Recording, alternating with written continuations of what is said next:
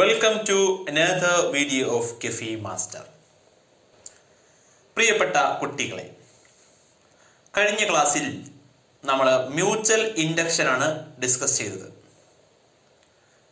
അതായത് സമീപസ്ഥങ്ങളായ രണ്ട് കോയിലുകളിൽ ഒന്നിലെ വൈദ്യുതപ്രവാഹ തീവ്രതയ്ക്കോ ദിശയ്ക്കോ മാറ്റമുണ്ടാകുമ്പോൾ അതിന് ചുറ്റുമുണ്ടാകുന്ന മാഗ്നറ്റിക് ഫീൽഡിൽ വ്യതിയാനമുണ്ടാവുകയും രണ്ടാമത്തെ കോയിലുമായി ബന്ധപ്പെട്ട മാഗ്നറ്റിക് ഫ്ലക്സിൽ കാന്തിക ഫ്ലക്സിൽ വ്യതിയാനമുണ്ടായി ആ രണ്ടാമത്തെ കോയിലിൽ സെക്കൻഡറി കോയിലിൽ ഒരു EMF പ്രേരിതമാകുന്ന പ്രതിഭാസത്തെയാണ് നമ്മൾ മ്യൂച്വൽ ഇൻഡക്ഷൻ എന്ന് പറഞ്ഞത്.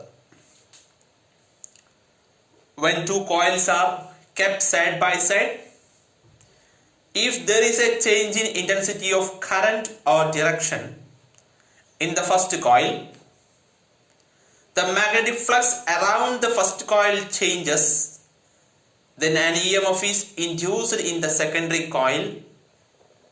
This phenomena is known as mutual induction. അപ്പോൾ അവിടെ നമ്മൾ കണ്ടിരുന്നു രണ്ട് കോയിലുകൾ അല്ലേ, പരസ്പരം രണ്ട് കോയിലുകൾ തമ്മിലുള്ള ഒരു ബന്ധമാണ് അവിടെ കാണിക്കുന്നത്. മ്യൂച്വൽ എന്ന് പറഞ്ഞാൽ രണ്ടോ അല്ലെങ്കിൽ അതിലധികമോ. എന്നാൽ നമ്മൾ ഇന്ന് പഠിക്കാൻ പോകുന്നത് ഒരൊറ്റ കോയിലിൽ അതിലുണ്ടാകുന്ന ഒരു ഫിനോമിനൻ, ഒരു പ്രതിഭാസമാണ്. അതാണ് സെൽഫ് ഇൻഡക്ഷൻ. സെൽഫ് എന്ന് പറഞ്ഞാൽ നമുക്കറിയാം ഒരൊറ്റ ആളുകളുള്ളതാണ് സെൽഫ് എന്ന് പറയാം, സ്വന്തം എന്നൊക്കെ പറയും അല്ലേ. അപ്പോൾ സെൽഫ് ഇൻഡക്ഷൻ എന്ന് പറഞ്ഞാൽ ഒരൊറ്റ കോയിലാണ് അതിലുണ്ടാവുകയുള്ളൂ, അതിൽ നടക്കുന്ന ഒരു പ്രതിഭാസമാണ് പഠിക്കുന്നത്. നമ്മൾ സെൽഫ് ഗോൾ എന്നൊക്കെ പറഞ്ഞാൽ എന്താണ്? സ്വന്തം പോസ്റ്റിലേക്ക് ഗോൾ അടിക്കുന്നതിന് സെൽഫ് ഗോൾ എന്നൊക്കെ നമ്മൾ കളിയിൽ പറയുന്നത്. ഇതുപോലെ നമ്മൾ ഇന്ന് പഠിക്കാൻ പോകുന്നത് സെൽഫ് ഇൻഡക്ഷൻ ആണ്. Okay, let's watch my video.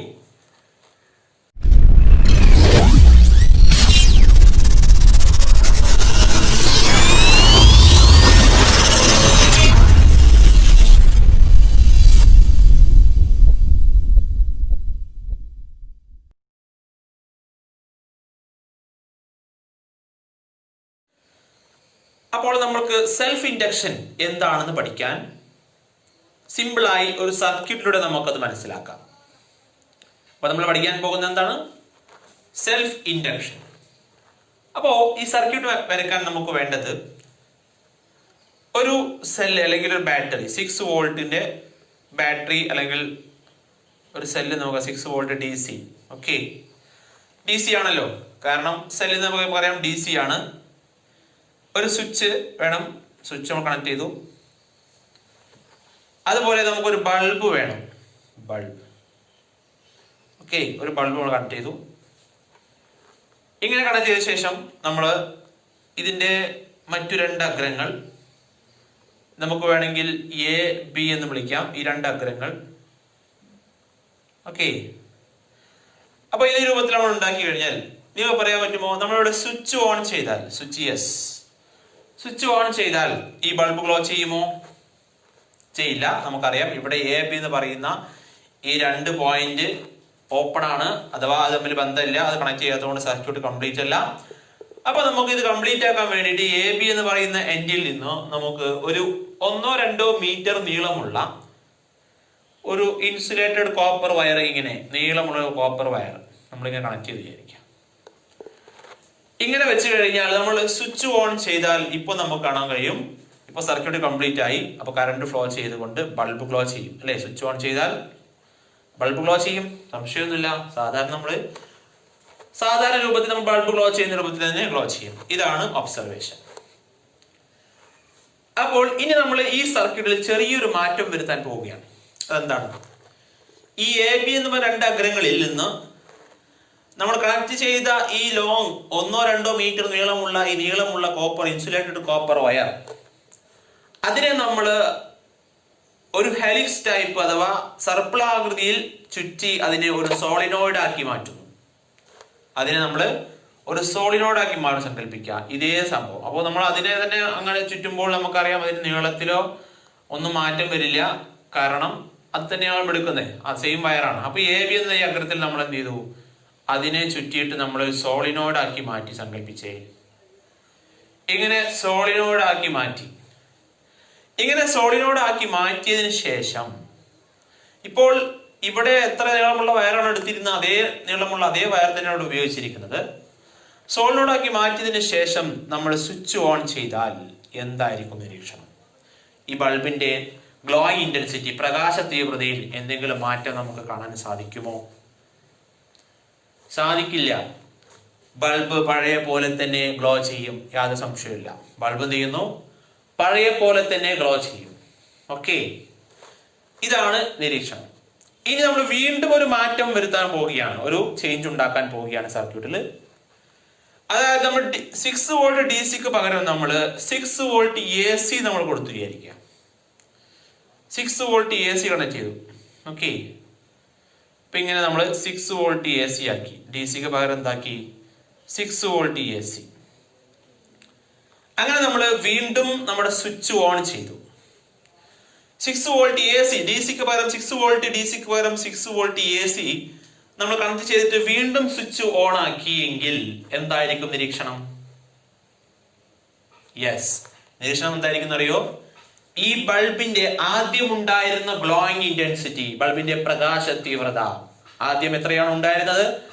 അതിനേക്കാൾ കുറഞ്ഞിട്ടുണ്ടായിരിക്കും. അഥവാ ബൾബിന്റെ പ്രകാശ തീവ്രത കുറയുന്നതായിട്ട് നമുക്ക് അനുഭവപ്പെടും.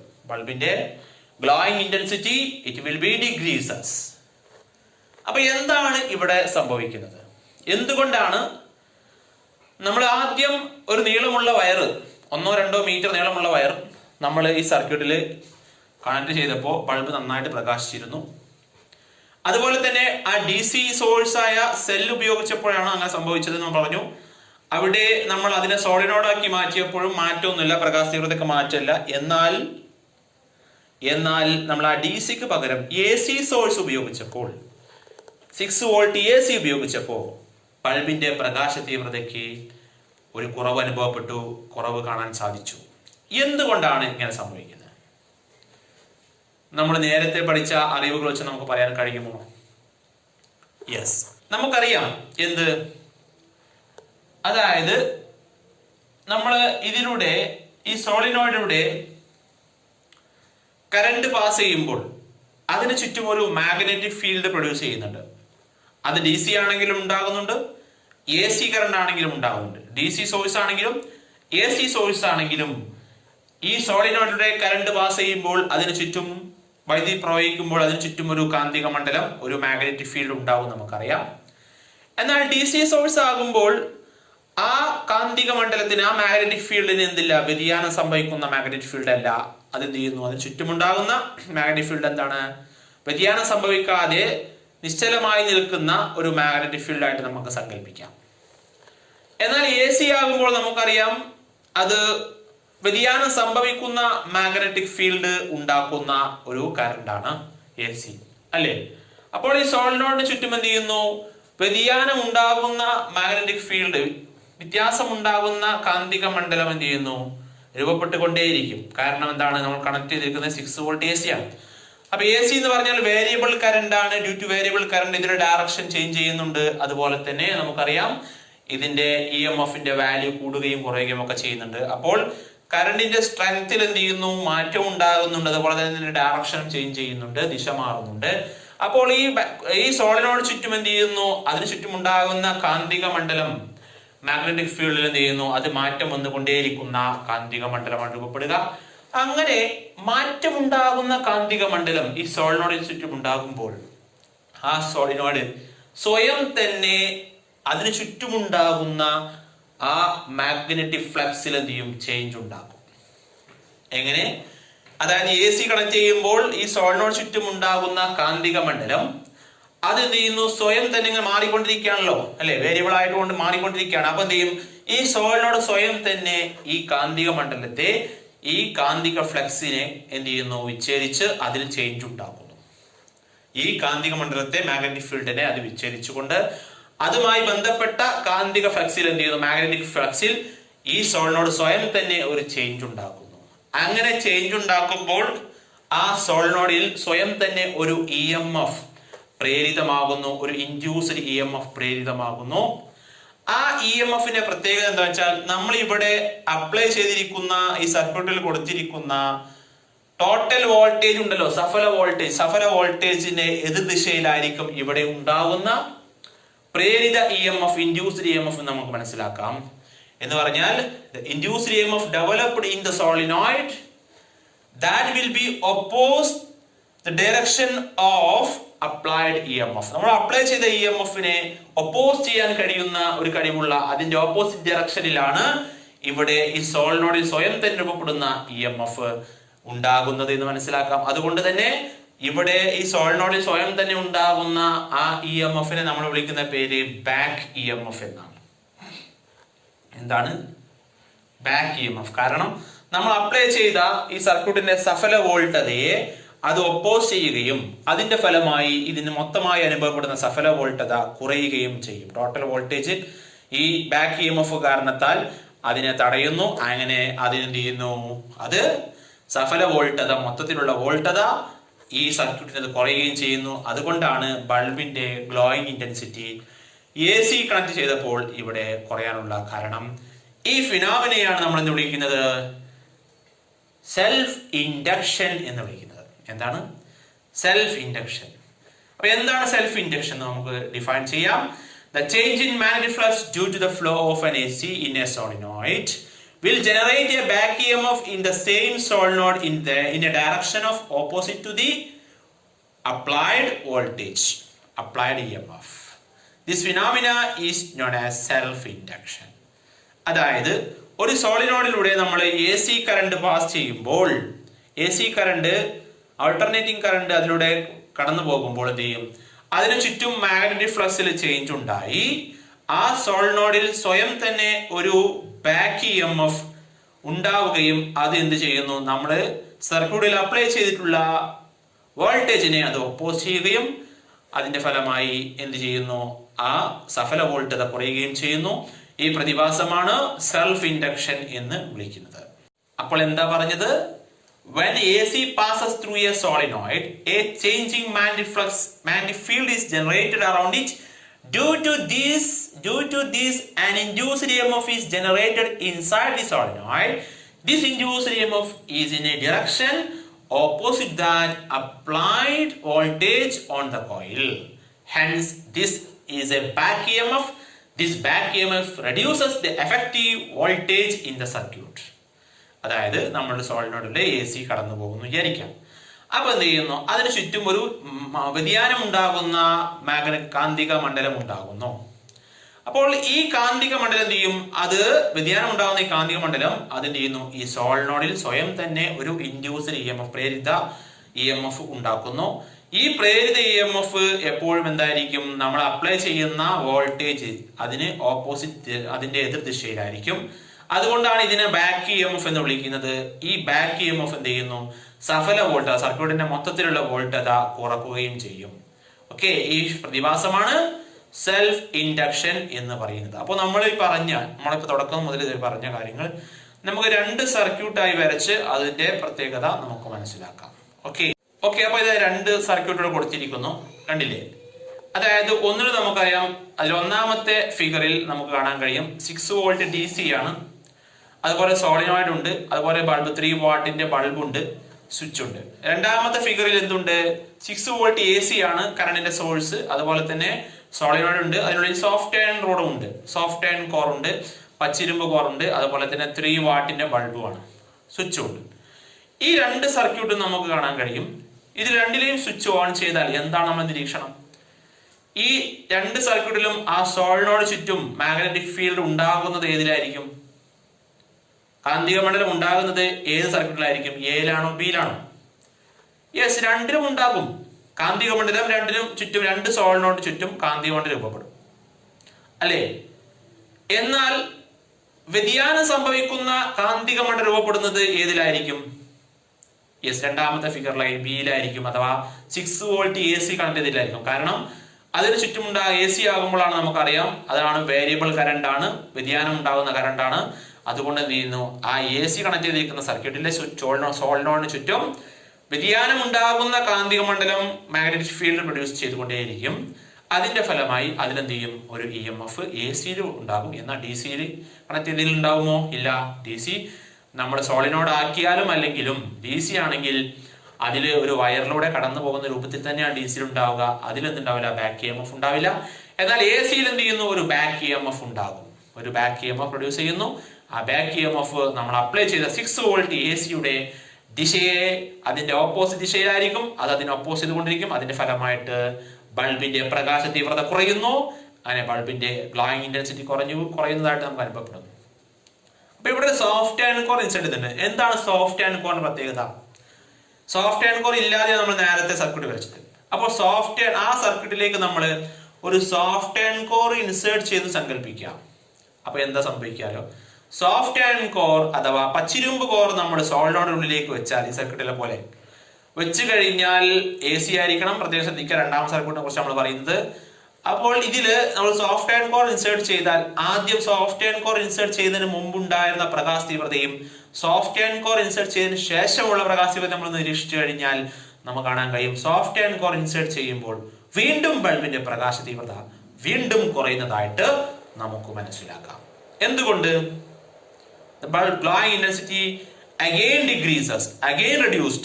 Why? എന്താ കാരണം? അതായത് സോഫ്റ്റ് അയൺ കോർ പ്രത്യേകത എന്താ? സോഫ്റ്റ് അയൺ കോർ നമുക്കറിയാൻ പറ്റും ഫ്ലക്സ് ഡെൻസിറ്റി അല്ലെ, കാന്തിക ഫ്ലക്സിന്റെ സാന്ദ്രത വർദ്ധിപ്പിക്കാൻ ആർക്ക് കഴിയും?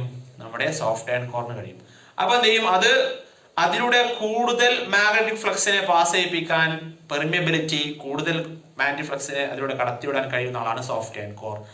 അതുകൊണ്ട് അതിന് പെർമിയബിലിറ്റി കൂടുതലാണെന്ന് പറയാം. അത് എന്ത് ചെയ്യുന്നു, കൂടുതൽ മാഗ്നറ്റിക് ഫ്ലക്സിനെ കടത്തിവിട്ടുകൊണ്ട് ആ സോളിനോട് ചുറ്റുമുണ്ടാകുന്ന കാന്തിക ഫ്ലക്സിന്റെ സാന്ദ്രത ഡെൻസിറ്റി വർദ്ധിപ്പിച്ചുകൊണ്ട് എന്ത് ചെയ്യുന്നു, അത് കൂടുതൽ ബാക്ക് EMF-നെ പ്രൊഡ്യൂസ് ചെയ്യുന്നു. കാരണം ഈ സോളിനോട് അടുത്ത് ഏറ്റവും കൂടുതൽ മാഗ്നറ്റിക് ഫീൽഡ് ഉണ്ടായി കഴിഞ്ഞാൽ അത് കൂടുതൽ എന്ത് ചെയ്യും, കൂടുതൽ ബാക്ക് EMF-നെ പ്രൊഡ്യൂസ് ചെയ്യും. അതിന് ഫലമായിക്കൊണ്ട് അത് സെൽഫ് ഇൻഡക്ഷന്റെ അളവ് വർദ്ധിപ്പിക്കും. അങ്ങനെ സെൽഫ് ഇൻഡക്ഷന്റെ അളവ് വർദ്ധിപ്പിച്ചാൽ എന്ത് ചെയ്യും, ബൾബിന്റെ ഗ്ലോയിങ് ഇന്റൻസിറ്റി വീണ്ടും കുറയും. അത് കൂടുതലായിട്ട് നമ്മുടെ അപ്ലൈഡ് 6 വോൾട്ട് AC-യെ അത് ഒപ്പോസ് ചെയ്യും. അങ്ങനെ നമ്മുടെ ബൾബിന്റെ ഗ്ലോയിങ് ഇന്റൻസിറ്റി കുറയുന്നതായിട്ട് നമുക്ക് മനസ്സിലാക്കാം. അതാണ് നിരീക്ഷണം. അപ്പോൾ എന്തൊക്കെ കാര്യങ്ങളാണ് നമ്മുടെ സെൽഫ് ഇൻഡക്ഷനെ സ്വാധീനിക്കുന്ന ഫാക്ടേഴ്സ് നമുക്ക് മനസ്സിലാക്കാം. ഒന്ന്, ഇൻസേർട്ട് സോഫ്റ്റ് അയൺ കോർ ആണ്. സോഫ്റ്റ് അയൺ കോർ ഇൻസേർട്ട് ചെയ്താൽ സെൽഫ് ഇൻഡക്ഷൻ കൂടുന്നു. സെൽഫ് ഇൻഡക്ഷൻ കൂടിയാൽ ബൾബിന്റെ ഗ്ലോയിങ് ഇന്റൻസിറ്റി കുറയുന്നു മനസ്സിലാക്കാം. അഥവാ ബാക്ക് EMF-ന്റെ അളവ് കൂടുന്നു. ബാക്ക് EMF-ന്റെ അളവ് കൂടിക്കഴിഞ്ഞാൽ ബൾബിന്റെ ഗ്ലോയിങ് സഫല വോൾട്ടത കുറയുകയും അങ്ങനെ സർക്യൂട്ടിൽ കണക്ട് ചെയ്തിരിക്കുന്ന ബൾബിന്റെ ഗ്ലോയിങ് ഇന്റൻസിറ്റി കുറയുകയും ചെയ്യുമെന്ന് മനസ്സിലാക്കാം. രണ്ടാമത്തത് സോളിനോഡിന്റെ ചുറ്റുകളുടെ എണ്ണമാണ്, നമ്പർ ഓഫ് ടേൺസ് ആണ്. നമ്പർ ഓഫ് ടേൺസ് കൂടിക്കഴിഞ്ഞാൽ എന്ത് ചെയ്യും, സെൽഫ് ഇൻഡക്ഷൻ കൂടും. നമ്പർ ഓഫ് ടേൺസ് ഇൻക്രീസ് ചെയ്താൽ സെൽഫ് ഇൻഡക്ഷൻ കൂടുന്നു എന്ന് മനസ്സിലാക്കാം. അപ്പോഴും എന്ത് ചെയ്യും, ബാക്ക് EMF-ന്റെ അളവ് കൂടിയുകൊണ്ട് സഫല വോൾട്ടത, ആ സർക്യൂട്ടിലുള്ള സഫല വോൾട്ടത, resultant voltage, effective voltage reduce ചെയ്യുന്ന നമുക്ക് മനസ്സിലാക്കാം. അതിന്റെ ഫലമായി ബൾബിന്റെ ഗ്ലോയിങ് ഇന്റൻസിറ്റി കുറയുമെന്നും നമുക്ക് മനസ്സിലാക്കാം. ഓക്കെ, അപ്പോൾ ഈ സെൽഫ് ഇൻഡക്ഷൻ എന്ന് പറയുന്ന ഈ പ്രതിഭാസം നമുക്കൊരു എക്സ്പെരിമെന്റിലൂടെ മനസ്സിലാക്കാം. അതിലുണ്ടാകുന്ന ബൾബിന്റെ ഗ്ലോയിങ് ഇന്റൻസിറ്റിക്ക് ഉണ്ടാകുന്ന മാറ്റങ്ങളും AC സോഴ്സുമായിട്ട് കണക്ട് ചെയ്യുമ്പോൾ ഉണ്ടാകുന്ന വ്യത്യാസങ്ങളും നമുക്ക് ഈ എക്സ്പെരിമെന്റിലൂടെ നമുക്ക് മനസ്സിലാക്കാം. കണ്ടു നോക്കൂ. ഇവിടെ നമ്മൾ ഒരു സോളിനോഡ് എടുത്തിരിക്കുന്നു. ആ സോളിനോഡിലൂടെ AC പാസ് ചെയ്യുമ്പോൾ അതിന് ചുറ്റും ഒരു magnetic field, variable magnetic field ഉണ്ടാകും. അങ്ങനെ വ്യതിയാനം ഉണ്ടാകുന്ന കാന്തിക മണ്ഡലം ഉണ്ടാകുമ്പോൾ അതിനടുത്ത് മറ്റൊരു കോയിൽ വെച്ച് കഴിഞ്ഞാൽ അതിലുണ്ടാകുന്ന മ്യൂച്വൽ ഇൻഡക്ഷനാണ്. എന്നാൽ ഈ ഒരു കോയിൽ മാത്രം എടുക്കുമ്പോൾ അതിൽ ചുറ്റുമുണ്ടാകുന്ന വേരിയബിൾ മാഗ്നറ്റിക് ഫീൽഡ് കാരണത്താൽ, കാന്തിക ഫ്ലക്സ് കാരണത്താൽ, വേരിയബിൾ കാന്തിക ഫ്ലക്സ് കാരണത്താൽ അതിൽ തന്നെ ഒരു EMF പ്രേരണം ചെയ്യപ്പെടുന്നതാണ് നമ്മളിനി കാണാൻ പോകുന്നത്. അതിനായി നമുക്ക് ഇവിടെ ഒരു സോളിനോഡ് വേണം. ആ സോളിനോഡും അതുപോലെ തന്നെ നമ്മൾ ടോർച്ച് ബൾബാണ് എടുത്തിരിക്കുന്നത്. ടോർച്ച് ബൾബും കണക്ട് ഇതിലേക്ക് നമ്മൾ ഒരു 12 വോൾട്ടിൻ്റെ AC സോഴ്സാണ് കണക്ട് ചെയ്തിരിക്കുന്നത്. അപ്പോൾ AC സ്രോതസ്സിൽ നിന്ന് 12 വോൾട്ട് AC സ്രോതസ് എടുത്തിട്ടുണ്ട്. അതിൽ നിന്ന് നമ്മൾ ആദ്യം ഈ ബൾബിനെ നേരിട്ട് ഒരു വയറിലേക്ക് കണക്ട് ചെയ്യുമ്പോൾ, ബൾബിലൂടെ ഒരു വയറിലൂടെ കണക്ട് ചെയ്യുമ്പോൾ ബൾബ് നന്നായിട്ട് ഗ്ലോ ചെയ്യുന്നത് കാണാം. ഗ്ലോയിങ് ഇൻറ്റൻസിറ്റി നിങ്ങൾ നിരീക്ഷിക്കുക. നന്നായിട്ട് ബൾബ് എന്ത് ചെയ്യുന്നു, പ്രകാശ തീവ്രത കൂടുതലാണ്. എന്നാൽ അതേ സംഭവം നമ്മൾ സോളിനോഡിലൂടെ ബൾബ് കണക്ട് ചെയ്യുമ്പോൾ എന്താ സംഭവിക്കുന്നത് നോക്കിക്കേ. സ്വിച്ച് ഓൺ ആക്കുമ്പോൾ നോക്കിക്കേ, ബൾബിൻ്റെ ഗ്ലോയിങ് ഇൻറ്റൻസിറ്റി ആദ്യമുള്ളതിനേക്കാൾ കുറഞ്ഞു അല്ലേ? ബൾബിൻ്റെ പ്രകാശ തീവ്രത കുറഞ്ഞില്ലേ? അപ്പോൾ എന്താണ് ഇങ്ങനെ പ്രകാശ തീവ്രത കുറയാനുള്ള കാരണം? നമ്മൾ ഈ ബൾബിനെ ഒരു സോളിനോഡിലൂടെ കണക്ട് ചെയ്യുമ്പോൾ ബൾബിൻ്റെ പ്രകാശ തീവ്രത കുറയാനുള്ള കാരണം ഈ സോളിനോഡിൽ AC പാസ് ചെയ്യുമ്പോൾ അതിന് ചുറ്റും ഒരു വേരിയബിൾ മാഗ്നറ്റിക് ഫീൽഡ്, വ്യതിയാനം ഉണ്ടാകുന്ന കാന്തിക മണ്ഡലം ഉണ്ടാകുന്നു. അങ്ങനെ എന്ത് ചെയ്യുന്നു, അതിന് ചുറ്റും ആ വേരിയബിൾ മാഗ്നറ്റിക് ഫീൽഡ് കാരണത്താൽ അതിൽ സ്വയം തന്നെ ഒരു EMF പ്രേരണം ചെയ്യപ്പെടും. ആ EMF എന്ത് ചെയ്യുന്നു, നമ്മളിവിടെ അപ്ലൈ ചെയ്ത വോൾട്ടേജിനെ ഒപ്പോസ് ചെയ്യുന്ന EMF ആണ്. അതിനെ ബാക്ക് EMF എന്നാണ് വിളിക്കാം. ആ ബാക്ക് EMF നമ്മൾ സഫല വോൾട്ടേജ് കുറയ്ക്കുകയും അങ്ങനെ ബൾബിൻ്റെ ഗ്ലോയിങ് ഇൻറ്റൻസിറ്റി കുറയുകയുമാണ് ചെയ്യുന്നത്. അതിലൂടെ പാസ് ചെയ്യും ബൾബിൻ്റെ ഗ്ലോയിങ് ഇൻറ്റൻസിറ്റി കുറയും. കണ്ടില്ലേ? അതുകൊണ്ടാണ് ഇവിടെ ബൾബിൻ്റെ പ്രകാശ തീവ്രത കുറയുന്നതായിട്ട് നമുക്ക് കാണാനുള്ള കാരണം. നോക്കൂ, വ്യത്യാസം നോക്കൂ, രണ്ടിലും മാറി മാറി കണക്ട് ചെയ്യുമ്പോൾ വ്യത്യാസം മനസ്സിലായില്ലേ? ഇനി നമ്മൾ എന്ത് ചെയ്യാം, നമുക്ക് വ്യത്യസ്തമായ സോളിനോയിഡുകൾ ഉപയോഗിക്കാം. ഇവിടെ ആദ്യമുള്ളതിനേക്കാൾ ചുറ്റുകളുടെ എണ്ണം കൂടുതലാണ്, നമ്പർ ഓഫ് ടേൺസ് കൂടുതലാണ് രണ്ടാമത്തെ സോളിനോയിഡിൽ. അതിനേക്കാൾ നമ്പർ ഓഫ് ടേൺസ് കൂടുതലാണ് മൂന്നാമത്തെ സോളിനോയിഡിൽ. അപ്പോൾ ഇങ്ങനെ ചുറ്റുകളുടെ എണ്ണം വ്യത്യാസപ്പെടുത്തിക്കൊണ്ട് ഇതേ പരീക്ഷണം ആവർത്തിച്ചാൽ നോക്കൂ, ബൾബിൻ്റെ ഗ്ലോയിങ് ഇൻറ്റൻസിറ്റി ഒന്നാമത്തേതിൽ നമ്മൾ ആദ്യം കണ്ട പോലെ തന്നെ ബൾബിൻ്റെ ഗ്ലോയിങ് ഇൻറ്റൻസിറ്റി കുറച്ച് കുറഞ്ഞിട്ടുണ്ട്. ഇനി രണ്ടാമത്തെ സോളിനോയിഡിൽ കണക്ട് ചെയ്യുമ്പോൾ നോക്കൂ, ചുറ്റുകളുടെ എണ്ണം വർദ്ധിച്ചപ്പോൾ പ്രകാശതീവ്രത വീണ്ടും കുറഞ്ഞു അല്ലേ? ഗ്ലോയിങ് ഇൻറ്റൻസിറ്റി വീണ്ടും ഡിക്രീസ് ചെയ്തു. നമ്മൾ അതുപോലെ തന്നെ മൂന്നാമത്തെ സോളിനോയിഡിൽ കണക്ട് ചെയ്യുമ്പോൾ നോക്കിക്കേ, നമ്പർ ഓഫ് ടേൺസ് വീണ്ടും ഇൻക്രീസ് ചെയ്തപ്പോൾ എന്ത് സംഭവിച്ചു? ബാക്ക് EMFൻ്റെ അളവ് വീണ്ടും കൂടിയത് കാരണത്താൽ, സെൽഫ് ഇൻഡക്ഷൻ വീണ്ടും കൂടിയത് കാരണത്താൽ ബൾബിൻ്റെ ഗ്ലോയിങ് ഇൻറ്റൻസിറ്റി വളരെയധികം കുറഞ്ഞു. ഉണ്ടോ? അപ്പോൾ ചുറ്റുകളുടെ എണ്ണം വർദ്ധിക്കുമ്പോൾ നമുക്ക് എന്ത് മനസ്സിലാക്കാം? ചുറ്റുകളുടെ എണ്ണം വർദ്ധിക്കുമ്പോൾ ബാക്ക് EMFൻ്റെ അളവ് കൂടുകയും സെൽഫ് ഇൻഡക്ഷൻ കൂടുകയും കൂടുതലായിട്ട് എന്ത് ചെയ്യുന്നു, ബൾബിൻ്റെ പ്രകാശ തീവ്രത കുറയുന്നതായിട്ട് നമുക്ക് കാണാൻ കഴിയുന്നതാണ് അല്ലേ? അപ്പോൾ ചുറ്റുകളുടെ എണ്ണം എന്തിനെ സ്വാധീനിക്കുന്നുണ്ട്? Number of turns of solenoid അത് ബാക്ക് EMFനെ സ്വാധീനിക്കുന്നുണ്ട്. അപ്പോൾ ബാക്ക് EMF കൂടിക്കഴിഞ്ഞാൽ ബൾബിൻ്റെ ഗ്ലോയിങ് ഇൻറ്റൻസിറ്റി കുറയുമെന്ന് നമുക്ക് മനസ്സിലാക്കാൻ കഴിയും. അടുത്തതായി നമ്മൾ ഇതിലേക്ക് ഒരു സോഫ്റ്റ് അയൺ കോറുകൾ വെച്ച് നോക്കുക. അപ്പോൾ സോഫ്റ്റ് അയൺ റോഡ് ഇൻസേർട്ട് ചെയ്താൽ, പച്ചിരുമ്പ് കോർ ഇൻസേർട്ട് ചെയ്താൽ എന്താണ് സെൽഫ് ഇൻഡക്ഷൻ ഉണ്ടാകുന്ന മാറ്റം? കണ്ടില്ലേ? അപ്പോൾ ആദ്യമുള്ളതിനേക്കാൾ പ്രകാശ തീവ്രത ഇപ്പോൾ കുറഞ്ഞു. അപ്പോൾ സോഫ്റ്റ് അയൺ കോർ ഇൻസേർട്ട് ചെയ്യുമ്പോൾ നമുക്ക് കാണാൻ കഴിയും, ആദ്യം എത്രയായിരുന്നോ പ്രകാശ തീവ്രത ഉണ്ടായിരുന്നത് ഇല്ലാത്ത സമയത്ത്, അതിനേക്കാൾ പ്രകാശ തീവ്രത ബൾബിന് കുറയുന്നതായിട്ട് കാണാം.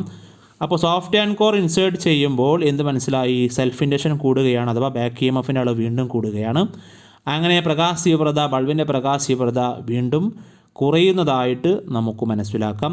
അപ്പോൾ സെൽഫ് ഇൻഡക്ഷനെ സ്വാധീനിക്കുന്ന മറ്റൊരു ഘടകമാണ് inserting A soft iron road നമ്മൾ ഇൻസേർട്ട് ചെയ്താൽ, പച്ചിരുമ്പ് കോറ് നമ്മൾ ഈ സോളിനോഡിനുള്ളിൽ വെച്ച് കഴിഞ്ഞാൽ അതിൻ്റെ ചേതല വിസ്തീർണവും കൂടിക്കഴിഞ്ഞാലും എന്ത് ചെയ്യും?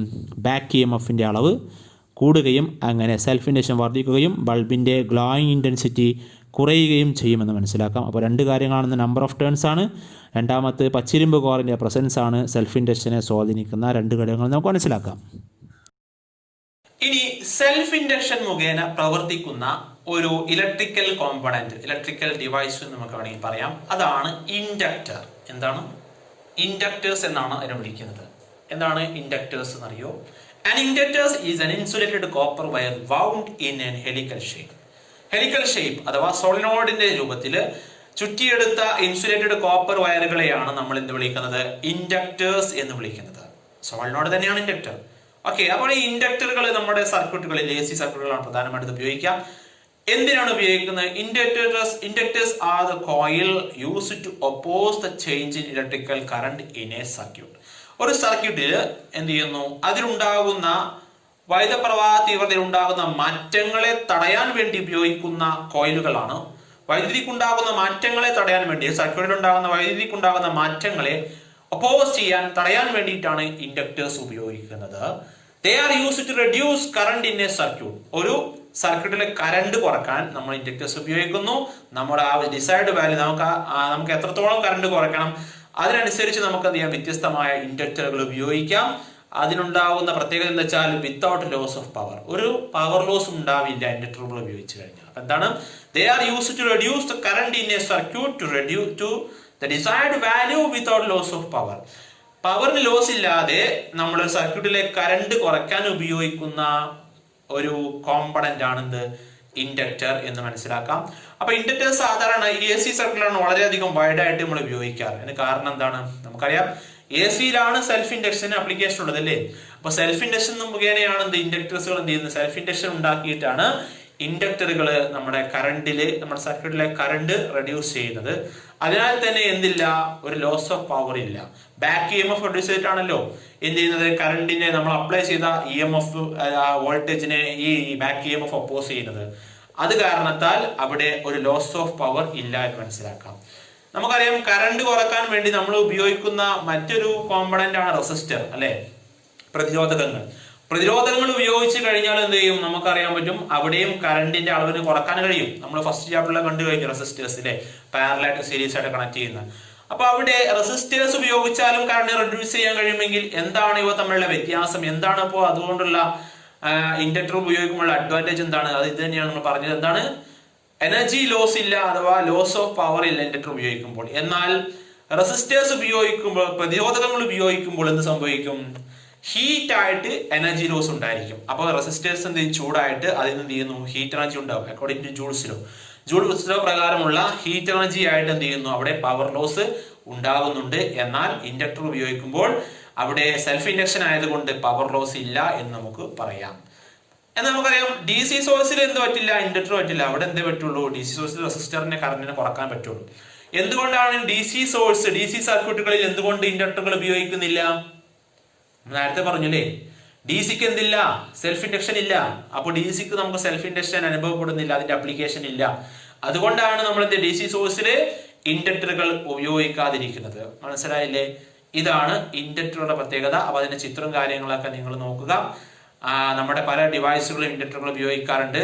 നമ്മുടെ ഫാനിന്റെ റെഗുലേറ്ററിൽ ചിലപ്പോൾ ഉപയോഗിക്കാറുണ്ട്, ചില ഇലക്ട്രോണിക് ഡിവൈസുകളിൽ ഉപയോഗിക്കാറുണ്ട്.